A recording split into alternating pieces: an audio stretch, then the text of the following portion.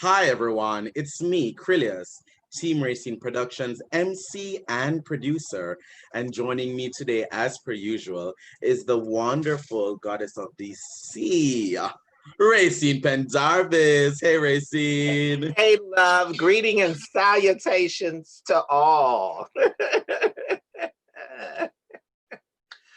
We are honored today to have a wonderful, wonderful guest with us. One of the hardest working women in blues, funk, soul, and gospel, the amazing Lady A, along with her multi-talented, award-winning producer, Mr. John Oliver, and they'll be joining us for live. So we're about to go to them in a few seconds. Yes, here they are coming up. We have John coming in. We have Lady A also joining. Here we go. Thank you guys for joining us. Thank you guys so much. How are you? How are you guys doing today? Hello. Wonderful. We are wonderful. We are so happy. First of all, let's just say that we are fans, diehard fans, you know, with one of the hardest working women who has in every genre, funk, blues, gospel, soul, and this multi-talented award-winning producer, Mr. John Oliver. Oh my God. I mean, I'm so honored to sit with you. First of all, you are an amazing legend. You've 30 years in the business and looking like you're only 31. So, I'm gonna take that. I'm gonna receive that.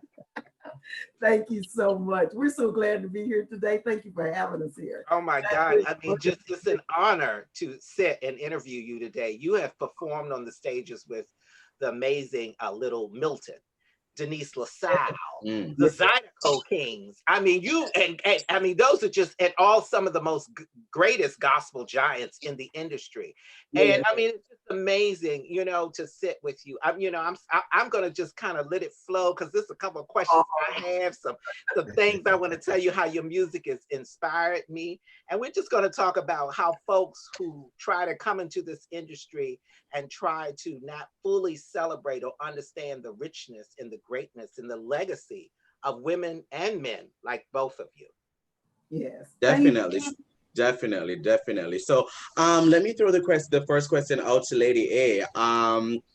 Tell me about your background in music, your background in the career. What led you to that career? When did you discover that, you know, one, you can sing and you're damn good at it too?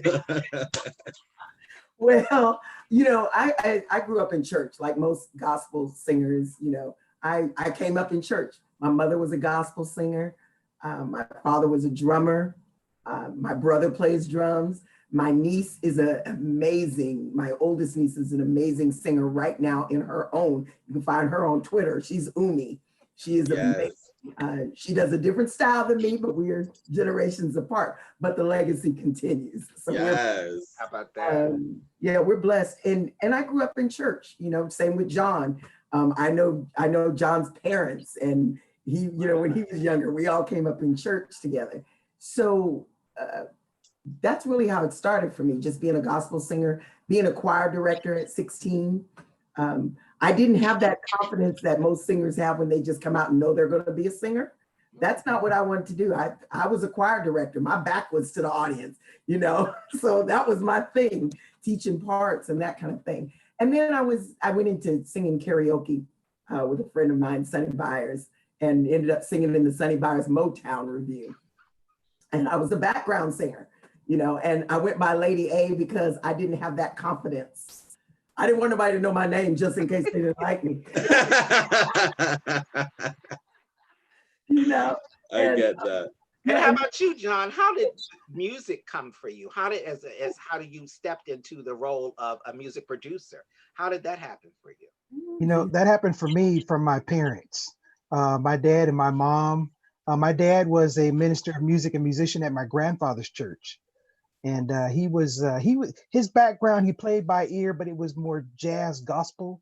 And then my mom played as well. She played the piano as well. She played hymns, like traditional hymns. So my style is right down the middle from my dad, my mom, and my uncle Willie Oliver, who had the voice of an angel. Wow. Right. So my entire family, we're musical, and we have a family gospel group. So it's just something that's been passed down from the Lord and from the earlier generations. I mean, Definitely. you feel it. Like whenever I've seen your shows, it's like a revival. It's like you have stepped into a revival, and you are going to be taken, to a place where only you're touched by the Spirit. And it's so amazing. I mean, I've watched it.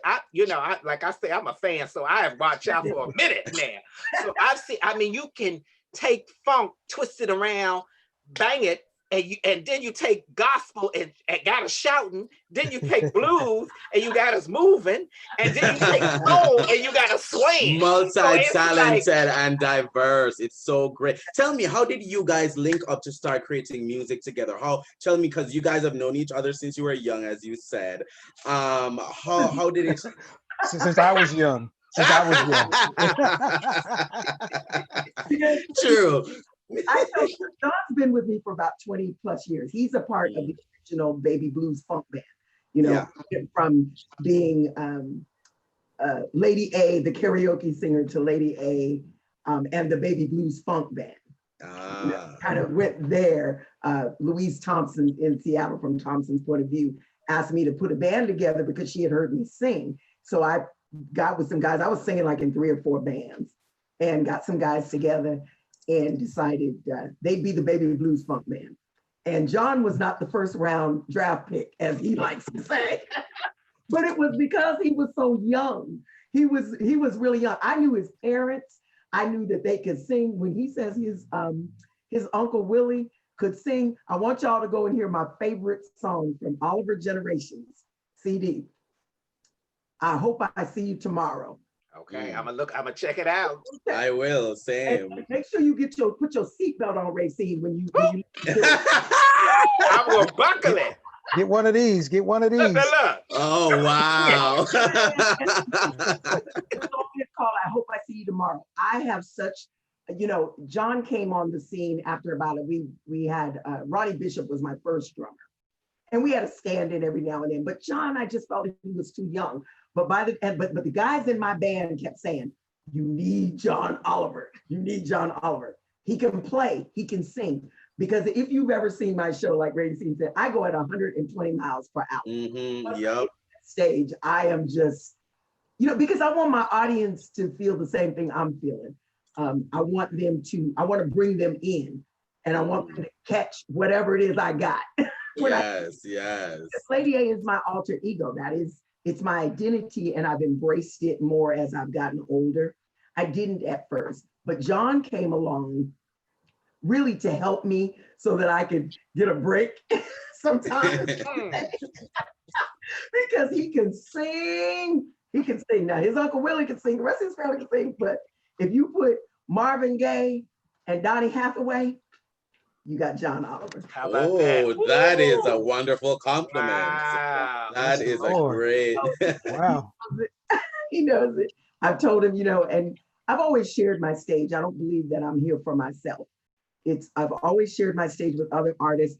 The guys in my band, whatever they can do, I let them do it on stage. And you see it, you feel it. It's like, it's a celebration of music artistry. And you talk about all of the things that you do. I mean, you feel it. It's like a family. It's like you feel it. You really feel it. That's very important. Your stage shows are the beast. I love it. And that is the grace of God, I'm telling you, because those are the things that we hope for. John and I have been together for a long time, and we've had, I have musicians. I had the same band for like 12 years. That is unheard of, to have the same band for that long. I think it was even longer than that, and we were family. When you go out, and it was John and my bass player, who has passed on now, Gary Smith, in Seattle. And if you knew Gary Smith, he's one of the baddest bass players in Seattle. And they always pushed me. I was, I sang, but, it wasn't, I just sang. But when I found a purpose to what I wanted to do, which was blues is what I wanted to do.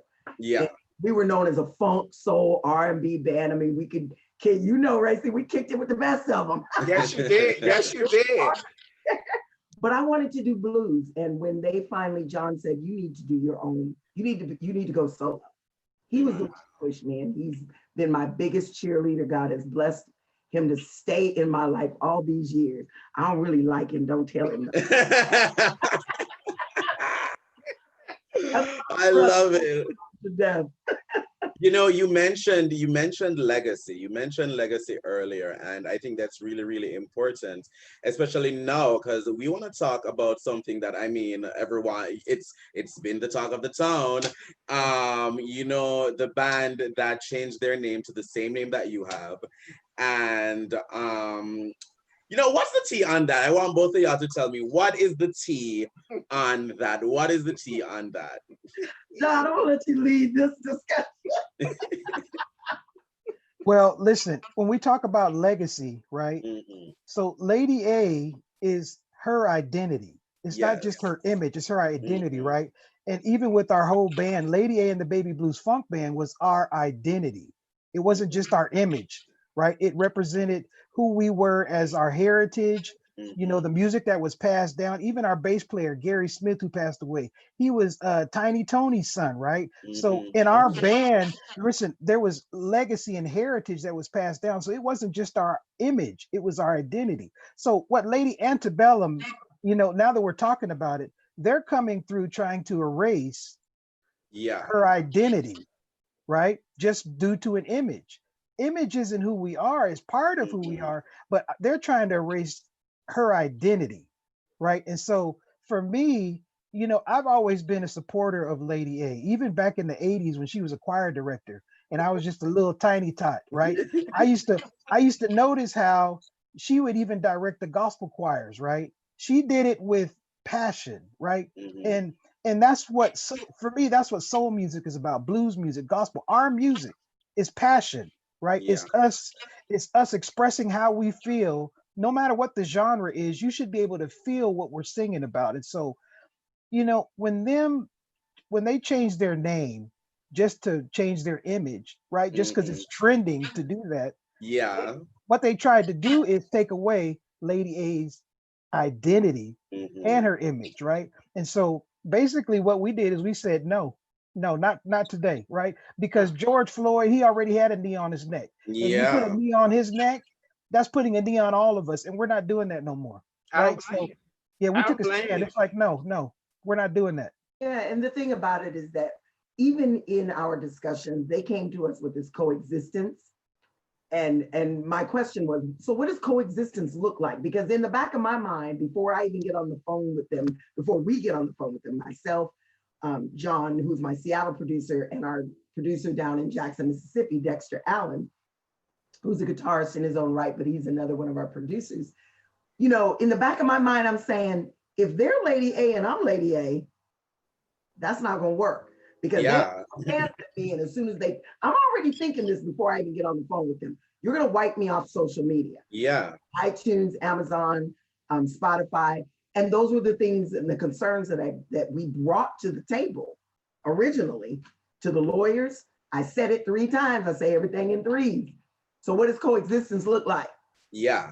What does coexistence look like? For the people in the back that can't hear me, what?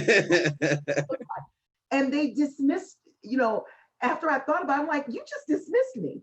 You didn't answer the question. They didn't answer the question when we talked to the artists themselves.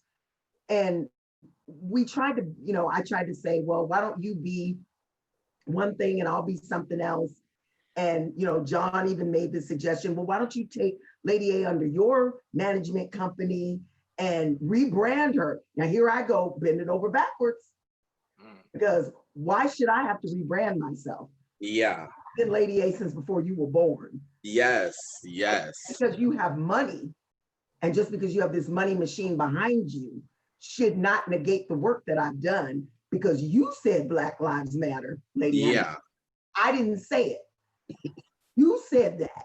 You said, and I quote, as a band, we have strived for our music to be a refuge, inclusive of all. We've watched and listened more than ever these last few weeks. Our hearts have been stirred with conviction, our eyes open wide to the injustices, inequality, and biases that Black women and men have always faced and continue to face every day. Lady Antebellum, you said that. I didn't say that. Nobody forced you to. Nobody put a gun to your head. You said that and you put it out into the atmosphere and into the world for everybody to see. Do not insult our intelligence by saying going from Lady Antebellum to Lady A is a change. Because now you want to be woke, but you want to be halfway woke. And the A still stands for antebellum for them anyways. I mean, that's still what it is. What's the A for? If somebody asks them, what's the A for? Oh, we used to be called antebellum. Girl, it's the same thing. It's the same thing. It's just an image change. But I'm going to say this to you. Black people, indigenous people of this land, people of color who have constantly had our language, our culture, our music, our artistry, even our hair. We can't have lips. We can't, you know, everything gets taken from us and our names have been taken from us. So in this fight, it's not a fight that I'm fighting. I'm letting the Lord fight this battle, but I'm going to tell the truth. And the truth is I work in race and social justice on my day job. So I've had a day job and I've gigged 4 years. I'm getting ready to retire from my day job and be a full-time musician, but I've been blessed to be able to do both. And enjoy both. And I work in race and social justice and change. And so that part of me says, you can't insult our intelligence. Do one or do the other, because you can't be Lady A and I be Lady A. Yeah. You can't, because when you speak to something that is embodied in your spirit and etched with your blood, no weapon formed against me. Woo, say it. You know, I'm just gonna say it and leave it right there. I'm just gonna leave it right there. Just be real. Thank you. Thank you. Yes, no weapon. And you know that in this fight, people are lifting you up and carrying you up. And just, we are keeping you inspired because it's really bigger than this. Right. When you think about it. Right. How so many people tend to come in and erase our music and our legacy, and so many people. It reminds me of being a child with listening to records by Chuck Berry and then hearing Pat Boone sing. Yeah. And the thing is, as you say that, Rayceen, I don't know.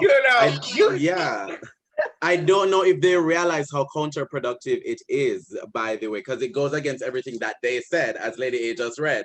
You know, it goes against it. So you're changing this for the image, for this very thing, you know, for the love of the Black people. But you're doing the same thing the people in the antebellum did, girl, by erasing a Black person. It makes no sense. They think that they can share. They want to share. They're like, you know, they brought this lawsuit, and I tell people, and it's funny, the Lord works in mysterious ways, because they thought they were, and they thought that this lawsuit that they brought is, and I'm gonna let John speak more to it, but it's not a lawsuit for money.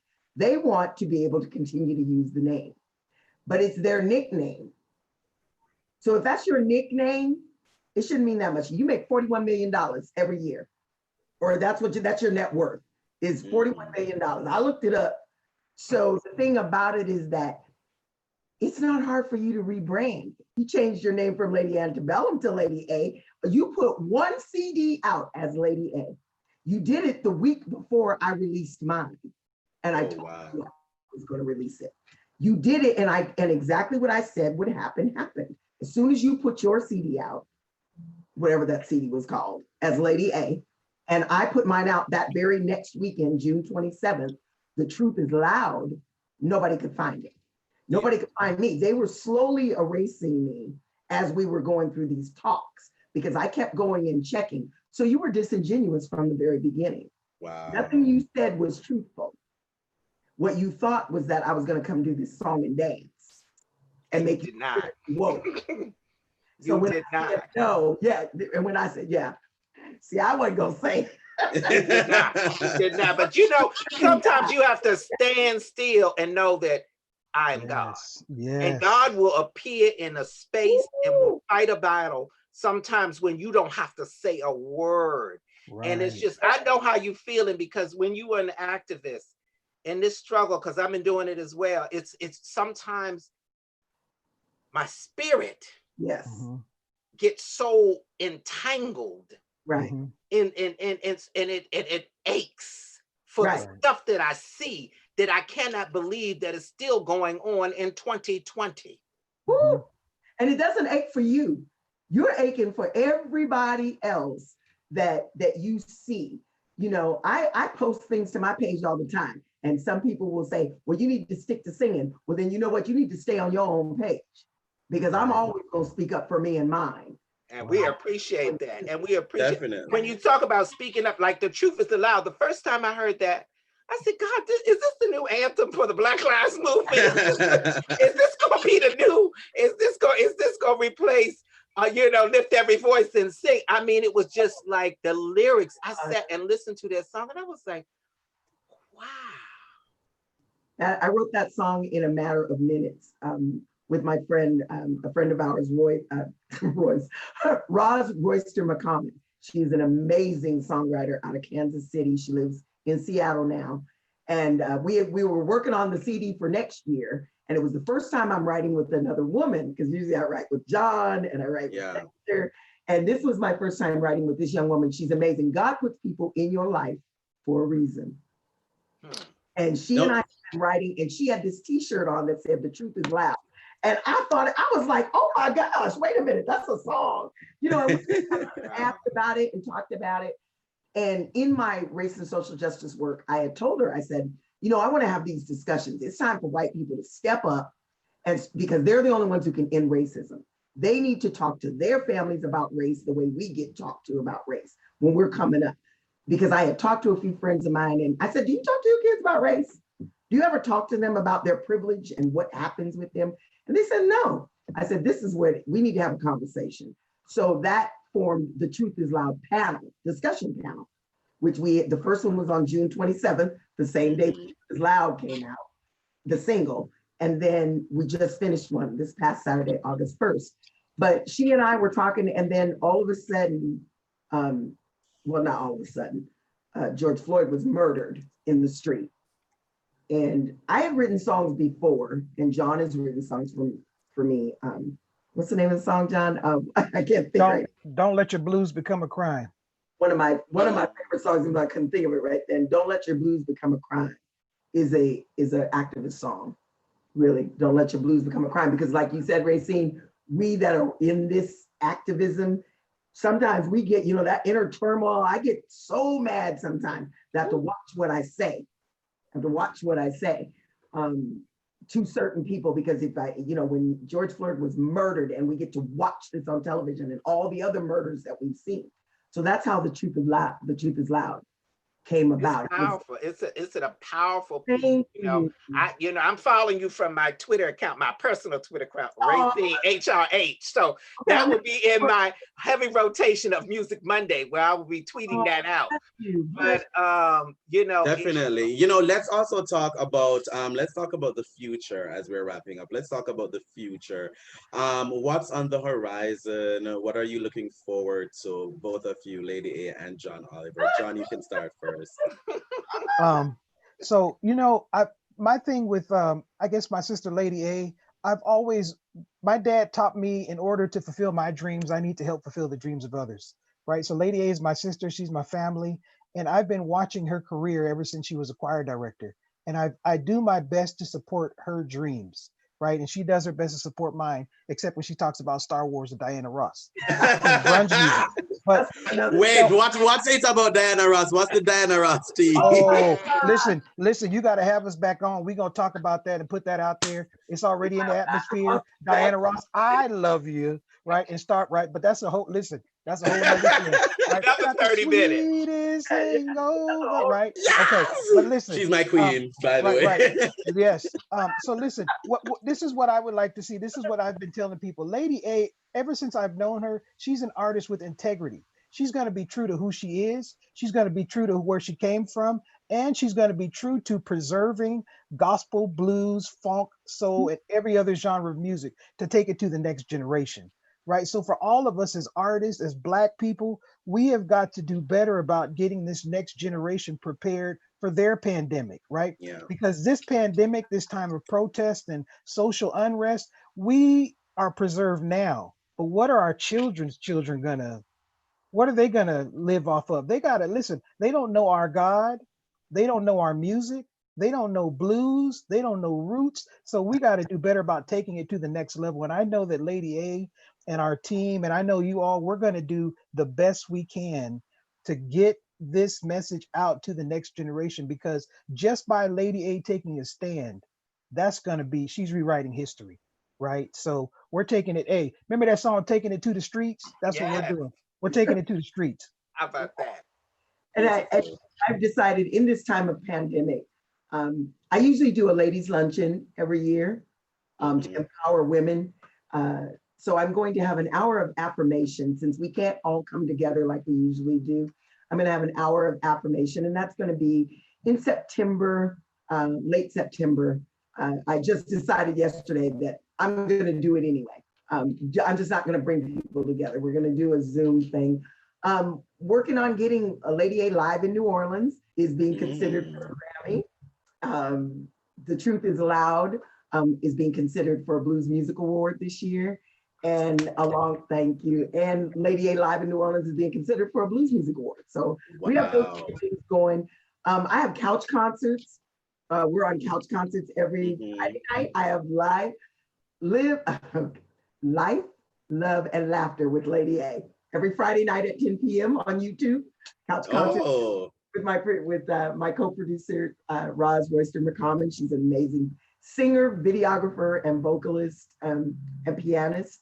And then we have couch concerts where John and Roz and I do concerts. We're going to get back to that. John and I have been so busy with this antebellum stuff, but we're going to get back to doing our regular Saturday couch concerts. What else do we have going on? I'm up.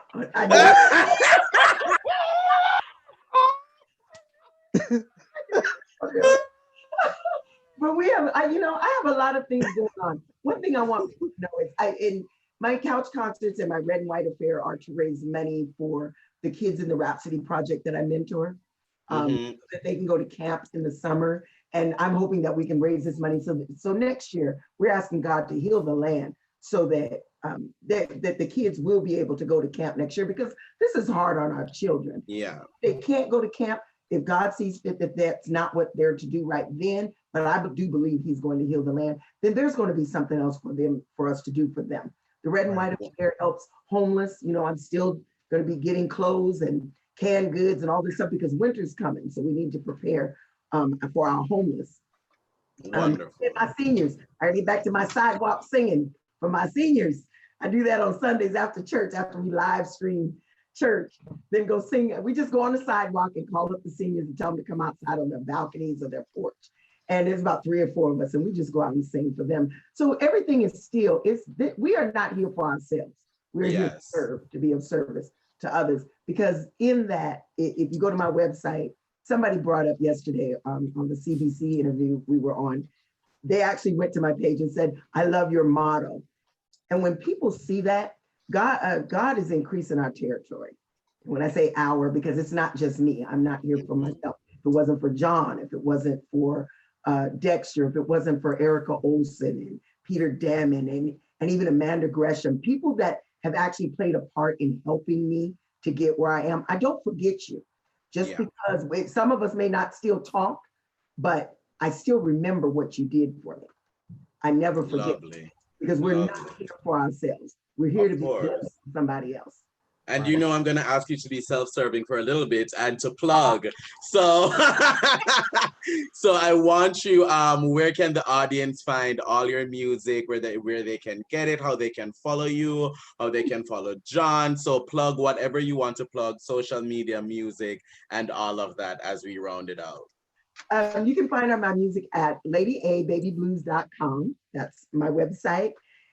Uh-oh. Did we go away? Oh. No, you're here. You're here. Got a picture of the album. Yeah. You can find my music at my website, LadyABabyBlues.com. You can find the single and all my CDs there. Also, you can go to the Truth is Loud website if you want to become an ally, learn to become an ally, or people of color, Indigenous people of this land, and Black folks. Come get some self-care. There are books, videos at my Truth is Loud website, which is thetruthisloud.info. You can get information there. Come see us on YouTube and find us and come follow our music. John, tell them about Oliver Generations of Faith. Oh, the Oliver Generations of Faith. You can find our music on iTunes, Amazon Music, and any digital music platform. It's my father and my mother, about 30 years ago, we released a CD back in a cassette. It's a cassette back in 1989, but it was called Don't You Know the Lord is Coming Soon. And so my job, I'm a third generation pastor, and my job is just to carry the legacy forward, like I said, and to carry it forward to this next generation so that, listen, when history is written and they look back, they're going to ask, how did you all make it through that? Had it not been for the Lord who was on our side, right? Mm-hmm. I mean, so listen, we're trying to spread the love, right, to the next generation through our music, right? So we're literally hitting the reset button. Yes, thank you so much. And John, I didn't notice before, but I see BB-8 and Obi-Wan Kenobi and Darth Vader behind you, fully leaning into that Star Wars. Listen, thank you guys so much for joining us today. It's been such a pleasure. Thank you guys so much. Yes, thank you for having us very much. Thank you. Thank you. God bless you both. And you know, and we took much longer than what we normally do, but it was so. I wanted to let you know that we are lifting you up, and when you're lifting folks up, you have to give them a platform, because so many times when people are going through and the devil is attacking them, come on, folks want to cut off their message. And I wanted you to know that we are here for you. We wanted to give you a place where you could talk about the truth. The truth is loud. I keep telling you. Yes, it is. Say it again. And be encouraged to both of you. Stay encouraged. And thank you for just having fellowship with us. Thank you so much. You don't know what this did for me today, because it's been rough. It's been rough. Thank you. Thank you so much. Be blessed. Thank you. Everybody watching, stay encouraged. And the word of the day is the truth is loud. Bye, everyone. Bye-bye. Bye-bye. Bye-bye.